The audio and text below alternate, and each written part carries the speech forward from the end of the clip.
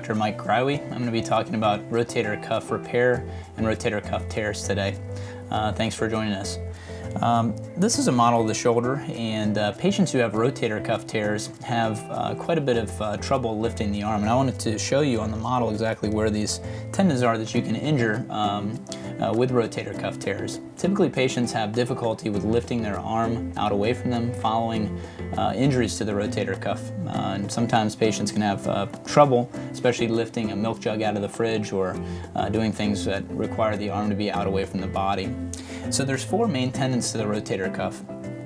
First tendon is in the front here. This is called the subscapularis tendon. The second tendon is here. This is the supraspinatus tendon. There's also two tendons behind the shoulder called the infraspinatus and teres minor. Those four tendons are really important when it comes to function of the shoulder. And if you tear those tendons, you can have quite a bit of difficulty. So we're going to talk about what rotator cuff repair means and what the recovery is like now. So rotator cuff repair, essentially, we do this arthroscopically. There are two main things that we do. Let's say that this tendon, the supraspinatus, is torn. First of all, we'll place an anchor on the inside part of the bone, right here where the rotator cuff inserts. And right here, you can imagine this tendon is lifted off. We'll then pass suture through the tendon and then bridge the suture over to two other anchors, which are located on the outside part of the bone here, thus mattressing the tendon back down where it's supposed to go.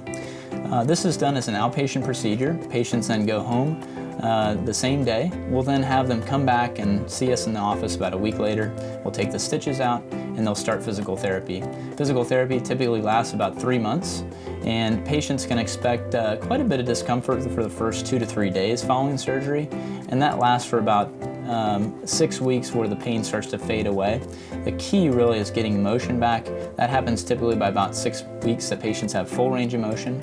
And then following that, at about 3 months, patients will have most of their strength back.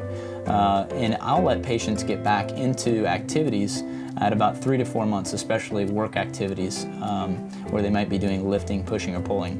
Getting back to office work or a desk job can be as short as 2 weeks following surgery. Hi, I'm Dr. Mike Greiwe. I'm a shoulder, elbow, and sports medicine specialist at Commonwealth Orthopedic Centers.